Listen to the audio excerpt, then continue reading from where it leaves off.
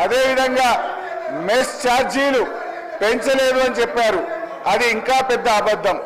అధ్యక్ష, ఆస్తులు అమ్మలేదు అని చెప్పారు. అధ్యక్ష హరీష్ రావు గారు ఒక్క నిమిషం. అంత సీనియర్ సభ్యుడు ఎల్ఏ మినిస్టర్గా పనిచేసిన అంటుండు. నాకు వ్యక్తిగతంగా దగ్గర మిత్రుడు, అది వేరే విషయం, పక్కన పెడదాం. కానీ ఆన్ రికార్డ్ మైక్లో ఒక సభ్యుని యూజెస్ ఫిల్ అనేది అధ్యక్ష. అంటే మీరు ఏంది అంటే మీరు ఈ అసెంబ్లీ తెలంగాణ ఇచ్చిన కాంగ్రెస్ పార్టీ ప్రజలు ఆశీర్వదించి మీ ప్రభుత్వాన్ని చక్కగా ముఖ్యమంత్రి గారి నాయకత్వంలో మా డిప్యూటీ సీఎం నాయకులు మంచి పనులు చేస్తుంటే మీకు జీర్ణించుకోలేదు. ఏం మాట్లాడాలి? అరే ప్రజలు వింటున్నారు అధ్యక్ష. తెలంగాణ ప్రజలు కొట్లాడిన తెలంగాణ రాష్ట్రం తెచ్చుకున్నది ఆత్మగౌరవం కోసం. అటువంటి ఆత్మగౌరవం కోసం ఆంధ్ర ప్రజలు, ఈ తెలంగాణ ప్రజలు తెలంగాణ రాష్ట్రాన్ని నడపలేరు ఉన్నారు. కానీ ఈరోజు మీరు ఏమనుకున్నారు? మీరే పర్మనెంట్, ఇక మీరు ఎవరు రావాలనుకున్నారు. తెలంగాణ ప్రజలు ఆశీర్వదిస్తే కాంగ్రెస్ పార్టీ వచ్చింది. అసలు వీళ్ళు ప్రభుత్వాన్ని నడపలేదు అనుకున్నారు. బ్రహ్మాండంగా ప్రభుత్వం నడిపి కాంగ్రెస్ పార్టీ ముఖ్యమంత్రి గారి నాయకత్వంలో బ్రహ్మాండంగా మంచి పనులు చేస్తుంటే జీర్ణించుకోలేక అసహనంతో ఒక సభ్యుని పట్టుకొని యూజర్స్ అని అంటున్నా అంటే క్షమాపణ చెప్పాలి అధ్యక్ష. క్షమాపణ చెప్పాలి అధ్యక్ష. అది చాలా అన్యాయం. ఎందుకంటే ఈ సభ గౌరవాన్ని ఒక సీనియర్ సభ్యుడు ఆ విధంగా సభ్యులు ఉద్దేశించి మాట్లాడుతుంటే తెలంగాణ కోసం పోరాడింది మీరు ఒక్కరు అనుకుంటే తెలంగాణ రాలే. ఇది ఇచ్చిన తెలంగాణ కాంగ్రెస్ పార్టీ. ఈ తెలంగాణలో మీరు ఏం మాట్లాడినా నడుస్తుంది ఇంటి రోజు అనుకుంటూ ఇక మీరు ఆటలు సాగవు. తెలంగాణ ప్రజలు కాంగ్రెస్ పార్టీని ఆస్వాదించిండు. ఈ మాటలు హరీష్ రావు గారు నేను చెప్తున్నా, మీకు సభ మీద ఏమాత్రం గౌరవం ఉన్నా, తెలంగాణ రాష్ట్ర ప్రజల మీద ఏ గౌరవం ఉన్నా, సభ్యుల సంస్కారం మీద గౌరవం ఉన్నా బేసక్తిగా మీరు క్షమాపణ చెప్పాల్సిందే. మీ ప్లేస్లో నేనున్నా చెప్తా.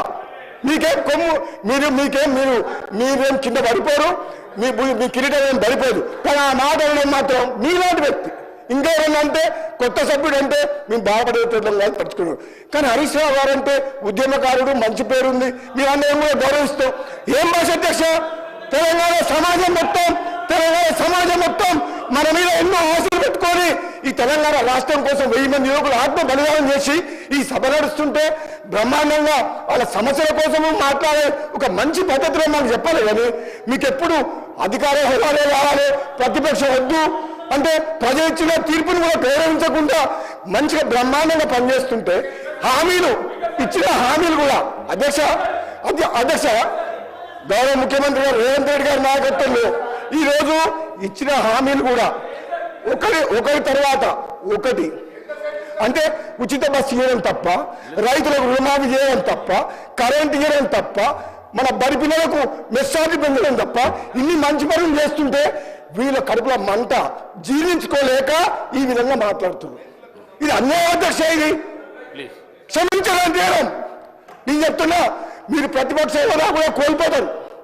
మర్యాదగా మాట్లాడకపోతే కనీసం మాకు ప్రతిపక్షం లేకుండా ప్రజాస్వామ్యాన్ని కూలి చేసిన వ్యక్తులు వీళ్ళు మాకు దొంగ అని అంటే ఎవరు దొంగ? మీరు అప్పులు చేసిండ్రు, అనవసరంగా అప్పులు చేసిండ్రు. మంచితనానికి అవసరం కోసం నిజంగా అవసరం ఉంటే అప్పు చేయాలి. ఒక హైదరాబాద్తో కూడిన తెలంగాణ కాంగ్రెస్ పార్టీ సోనియా గాంధీ ఇస్తే ఇది అప్పులు ఇచ్చే రాష్ట్రం. ఒక అధ్యక్ష ఒక నిమిషం.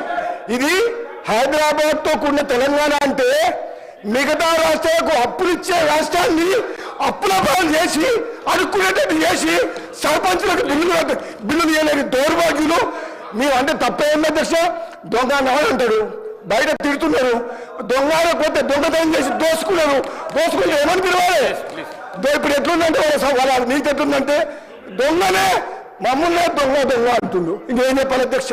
దొంగతనం చేసింది వాళ్ళు, రాష్ట్రాన్ని దోసుకునేది వాళ్ళు, మమ్మల్ని దొంగతనం దొంగ ఇంకేమన్నా అధ్యక్ష? హరీష్ రావు గారు ఒక్కటే మరి చెప్తున్నారు, మీరంటే గౌరవం ఉంది, కానీ మాత్రం ఆ ఓడు మీరు వెనకట్లు తీసుకోవాల్సిందే. లేకపోతే మీ అవసరం అధ్యక్ష. అవసరం రోజు ఇంటికి వెళ్ళిపోతుంది. రోజు చేస్తుంది ఇంటికి వెళ్ళిపోతున్నాయి. కంట్రోల్ చేయాలి అధ్యక్ష, కంట్రోల్ చేయాలి. వాళ్ళు రోజు ఏమనుకుంటున్నావు? మేము భయపడతాం అనుకుంటున్నా? మేము భయపడతావా? వాళ్ళు భయపడతావా? ఏంటి అధ్యక్ష? రోజు వాళ్ళ భాష ఉంది అధ్యక్ష, వాళ్ళ భాష ఉంది అధ్యక్ష. రికార్డులకు వెళ్ళి తొలగించడం అయినది. కూర్చోండి.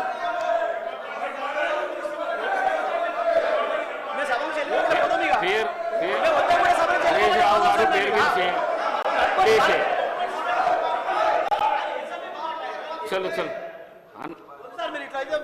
హరీష్ రావు గారు. సార్, నేను గౌరవ శాసనసభ వ్యవహారాల మంత్రి గారిని అడుగుతున్నా. ఆయన ఇలా మైక్ లో దొంగ